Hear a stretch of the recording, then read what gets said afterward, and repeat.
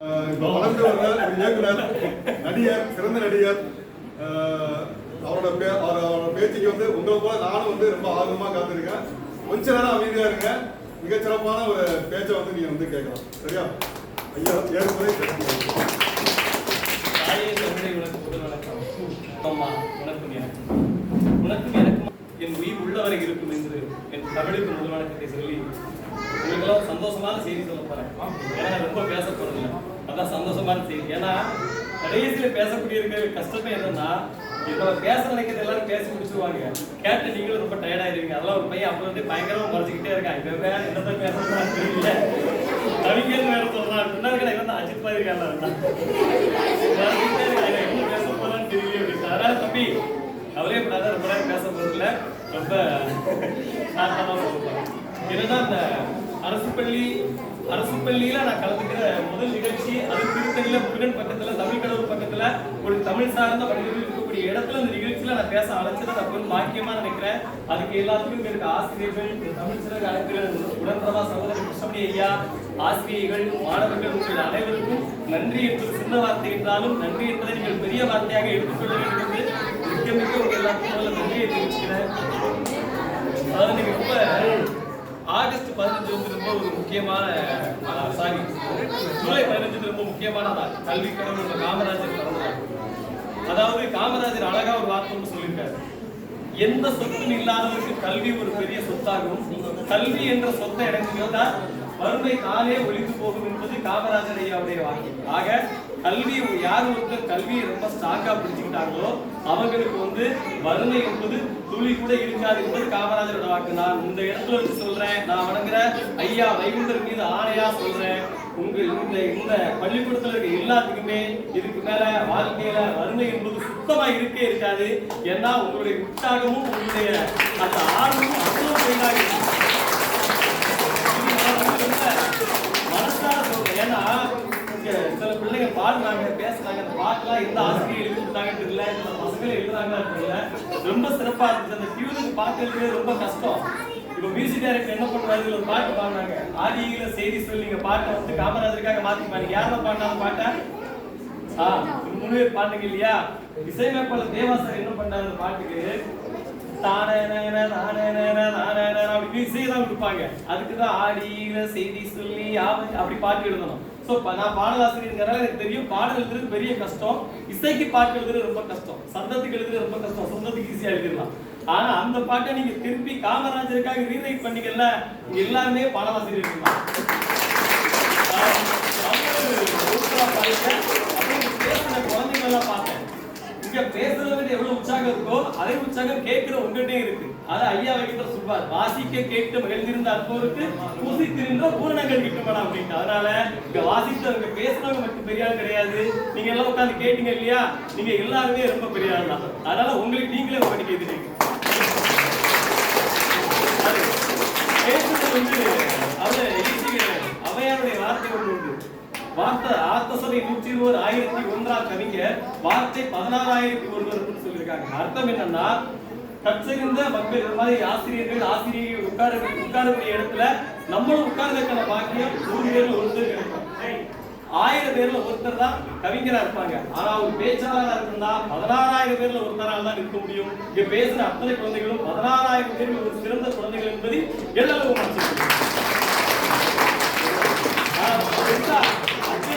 பண்ண போறது கிடையாது.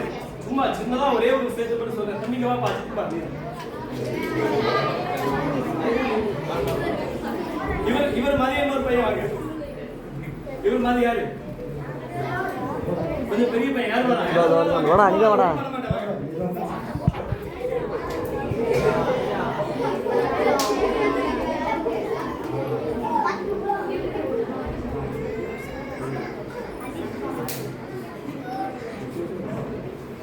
ஓகே, இப்போ வந்து வாழ்க்கையில வந்து நமக்கு நன்மைனா ரொம்ப எல்லாருக்கும் பிடிக்கும். யாருக்கெல்லாம் பிடிக்கும்? அல்வானா எல்லாருக்கும் பிடிக்கும் தானே? இவர் தான் அல்வா, அதான் இவர் நன்மை. சரியா? இவர் வந்து தீமை. இது வந்து சும்மா ஒரு கதைக்கு தான். சரியா? இப்போ வந்து நீங்க 2 பேரும் தள்ளி போங்க, நீங்க ஃபர்ஸ்ட் வாங்க. நன்மை தான் நம்ம என்ன பண்ணுவோம், ஹாப்பியா கைஸ் ஜாலியா தோல்ல போட்டுவோம், பாடா நன்மை வந்துட்டோம் அப்படின்னு. தீமை இருக்கு என்ன பண்ணலாம்?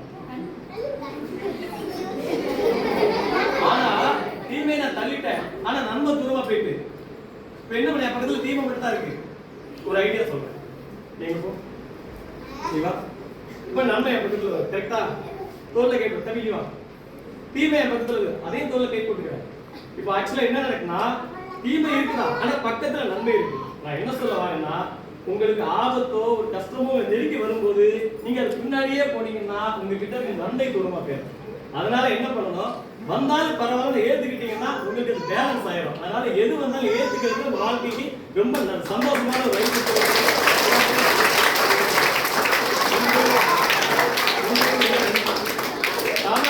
நிறைய சொல்லிட்டாங்க, நிறைய விஷயங்கள் நிறைய பேர் சொல்லிட்டாங்க. இதுதான் நானும் ஒரு தகவல் சொல்லிக்கணும் கேட்கலாம் சொல்றேன். நடிகர் சூர்யாவை தெரியுமா? சூர்யா நடிச்ச சிங்கம் படம் தெரியுமா? சூர்யா நடித்த சிங்கம் படத்தை டைரக்ட் பண்ண ஒரு பேர் தெரியுமா? தெரியாது. அவருடைய பேர் வந்து டைரக்டர் ஹரி. தமிழ் சினிமாவில் சிங்கம், சிங்கம் 2, 6, சாமி நிறைய படங்கள் எடுத்தவர், போலீஸ் படங்கள் எடுத்தவர். அவருடைய சொந்த அண்ணன் டைரக்டர் ஹரி இருக்கார் இல்லையா, அவருடைய அண்ணன் பையன் ஒருத்தருடைய சொந்த அண்ணாச்சி அவர் மறைந்துட்டாரு. கத்திவாக்கம் ஏரியாவில் காங்கிரஸ் கட்சியோட ஒரு முக்கியமான பொறுப்புல இருந்தது. அவர் எனக்கு நேரில் பழக்கம், ஐயாவளிக்காரர். அவரை ஒரு முறை சந்திக்கும் போது அவர் சொன்னாரு, என்னப்பா நீங்க காமராஜர் காமராஜர் சொல்றீங்களே, எனக்கு காமராஜர்னாலே பிடிக்காதுன்னாரு. எனக்கு ஷாக் ஆகி போச்சு. ஏன்னா நாங்க 4 அண்ணாச்சி மாரும் நான் ஐயாவளிக்காரரை சேர்ந்தாரு காமராஜருக்கு தான் பேசுவோம், வேற பேச்சே கிடையாது. ஏன்னா அவர் சொல்றதுக்கு அவ்வளவு இருக்கு. ஆனா அவர் கோவப்பட்டாரு.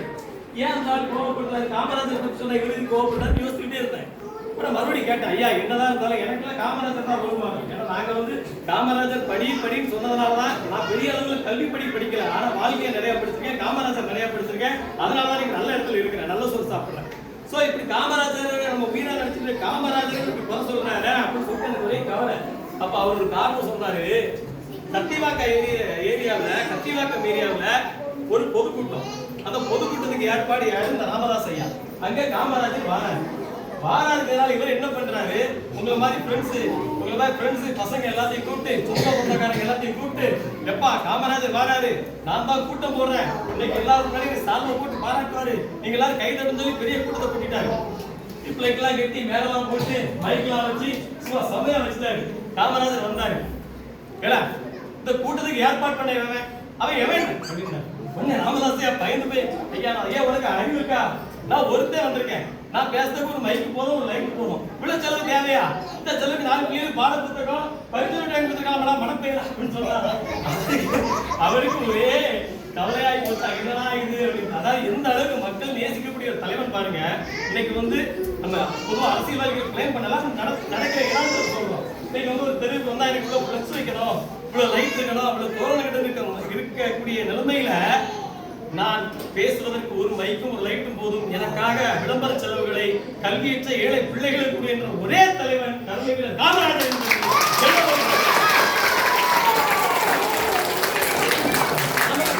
நமக்குலாம் வேற பெருமை ஒண்ணுமே தேவையில்லை. காமராஜர் வாழ்ந்த இந்த பூமியில வாழ்றவங்க ஒரே பெருமை மட்டுமே நமக்கு போதும். காமராஜரோட கை நீளம், ஆனா எதுக்காக ஒரு கை யார்த்தையும் நீளாது. எதுக்கு நீளம், நல்லதுக்கு மட்டுமே தான் நீளம். ஒரே ஒரு தகவல், இது வந்து எல்லாத்துக்கும் தெரிஞ்ச தகவலா இருக்கலாம், ஆனா சொல்லணுங்கிற ஒரு கடமை என்பதனால சொல்றேன். அதாவது நேரு சுந்தரவடிவேலு ஒருத்தர், ஞாபகம் வச்சுக்கோங்க, நேரு சுந்தரவடிவேலு ஒருத்தர் பாலக்காடு பக்கத்துல ஒரு கல்வி ஒரு இது மாதிரி ஒரு சாதாரண பள்ளிக்கூடத்துக்கு போனாரு. அப்போ அவர் வந்து பேசுறாரு, ஒரு குழந்தை வந்து மயங்கி விழுந்துருது. ஏன் மயங்கி விழுதுன்னா பசிக்காம சாப்பிட்டதால வந்துருச்சு அப்படின்னு சொல்றாரு. அப்போ சுந்தரவடிவேலு சொல்றாரு, மதிய உணவு போட்டா நிறைய பேர் குழந்தைக்கு வருவாங்க போட்டு ஸ்கூலுக்கு அப்படின்னு சொல்றாரு. அது வந்து தினமணி பத்திரிகையில ஒரு பெட்டி செய்தி வருது. குட்டி செய்தியா இருந்தாலும் பெட்டி அப்படிங்கிறார் நம்ம தலைவர் காமராஜர். அவர் படிக்கலையே தவிர வாழ்க்கையில படிக்கிறாங்க, வாழ்க்கைப்புறம் படிச்சாரு. அப்படி படிச்சவரும் யோசிச்சு அதிகாரிகளாக கூட்டுறாரு, இந்த மாதிரி குழந்தைகளுக்கு மதிய உணவு போடுறது சாத்தியமான்றாரு. அப்போ ஒருத்தர் சொல்றாரு, ஐயா நீதி கட்சி காலத்துலதான் மதிய உணவு போட்டிருக்காங்க, அதனால சாத்தியம். ஆனா சில அதிகாரிகள் வந்து எந்த நல்லது பண்ணாலும் முட்டுக்கடை போடணும்னு நினைப்பாங்க. அவங்களாம் என்ன சொல்றாங்க, இல்ல வேண்டாம், இது வந்து வருவாய்த்துறைக்கு, நம்ம வருவாய்த்துறையோட அந்த நிதித்துறை, அந்த துறை, இந்த துறை சொல்லி ஒன்னொன்னா சொல்லி இது கஷ்டம்ன்றாங்க. ஏன் கஷ்டம் கேட்டா கொஞ்சம் சொல்றாங்க, ஐயா ஹரிஜன் மக்கள் இருக்கக்கூடிய இடத்துல நாங்க மதிய உணவு போட்டோம், அதை என்ன பண்றாங்க கான்ட்ராக்ட் காரங்களே சாப்பிடுறாங்க அப்படின்னு சொல்றாங்க அதிகாரி. உடனே காமராஜர் சொல்றாரு, சரி ஓகே கான்ட்ராக்ட் காரங்க கொடுக்க வேண்டாம், நம்மளே போட்டுருவோம் அப்படின்றாரு. அப்ப இன்னொருத்தர் சொல்றாரு, இன்னொரு அதிகாரி, ஐயா மாணவர்களுக்கு போடுறது மூலம் ஆசிரியர் சாப்பிடுவாங்கன்னு சொல்றாரு. உடனே காமராஜர் சொல்றாரு, ஓகே ஆசிரியர்களும் சேர்ந்து சாப்பிடலாம் போட்டுருவோம் அப்படின்னா இப்படி மதியம் உங்களுக்காக வந்த எல்லா தடைகளையும் தடார் தடார் என்று அடித்து இந்த ஏழை மக்களை தட்டி எழுப்பிய தலைவர் கல்வி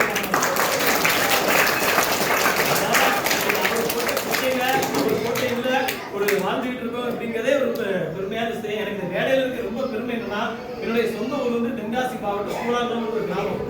பழம்பெரும் பாடலாசிரியர் மாயவநாதன் அவர் பூம்புகார் படத்துல அவங்களுக்கு தெரியாது, ஏன் வயசு நிறைய தெரியாது.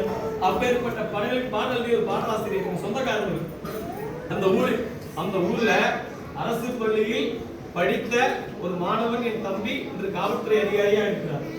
அந்த ஊரில் அரசு பள்ளியில் படித்த என் தம்பி ஒருவர் மாதம் 2 லட்சம் ரூபாய் சம்பளம் வாங்கும் ஐடியில் ஒரு மிகப்பெரிய பொறுப்பில் இருக்கிறார். அந்த ஊரில் அரசு பள்ளியில் படித்த எனது நண்பர் ஐஆர்எஸ்ஸில் மிகப்பெரிய பதவியில் இருக்கிறார். அந்த ஊரில் அரசு பள்ளியில் படித்த ஒரு மாணவி சகோதரி அண்டலட்சுமி கிராம நிர்வாக அதிகாரியாக இருக்கிறார். எதற்காக இதை சொல்கிறேன் என்றால், அரசு பள்ளி என்று எதையும் நீங்கள் சாதாரணமாக நினைக்க வேண்டாம். இந்த அரசு பள்ளியில் படிக்கும் நீங்கள் தான் நாளை மிகப்பெரிய உயரத்தை அடைவீர்கள் என்பது எல்லோரும் மாற்றம். அது நினைக்கிறீங்களா?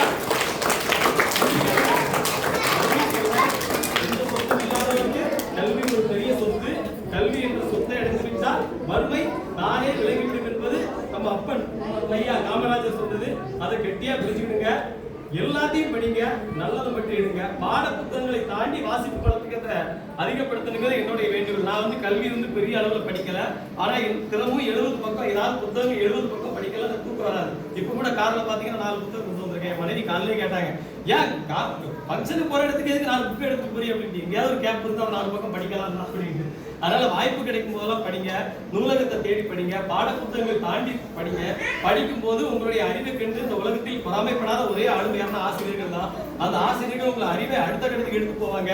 அப்படி அடுத்த கட்டத்துக்கு எடுத்து போகும்போது உங்களுடைய வாழ்க்கை தரம் இன்னும் மேம்பட்டதா இருக்கும். நீங்க உயர்ந்தால் உங்க குடும்பம் உயரும், நீங்க உயர்ந்தால் உங்க குடும்பம் உயரும். பாப்பா அப்பதிலிருந்தே பார்த்துட்டே இருக்கு, இந்த பாப்பா பெரிய ஆளாக எல்லாத்தையும்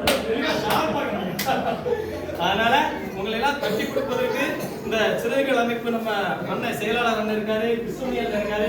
கிருஷ்ணமணி எல்லாம் சாதாரண இருக்காங்க. வீட்டுல போய் பாருங்க, இவ்வளவு புத்தகம் இருக்கு, படிச்சுக்கிட்டே இருக்காரு, எழுதிக்கிட்டே இருக்காரு. அந்த புத்தகம் கூட எழுதியிருக்காரு. அந்த புத்தகத்துக்கு நான் விமர்சனம்லாம் எழுதியிருக்கேன். மிகச்சிறந்த திறமைசாலிகள் உங்களை தட்டி கொடுப்பதற்கும் ஊக்குவிப்பதற்கும் நிறைய நல்ல உள்ளங்கள் இருக்காங்க. எவ்வளவு அண்ணாச்சிமார்கள் இருக்காங்க பாருங்க. அவங்களுக்கு எல்லாம் என்னன்னா, நம்ம தாத்தா காமராஜர் நல்ல செய்த பண்ணிட்டு போயிட்டான், இதை மக்களுக்கு எல்லாத்தையும் நினைவூட்ட வேண்டிய கடமைன்னு சொல்லி அவங்க எல்லாம் செஞ்சுட்டு இருக்காங்க. அவங்க எல்லாம் நல்லா கேட்டுட்டுங்க.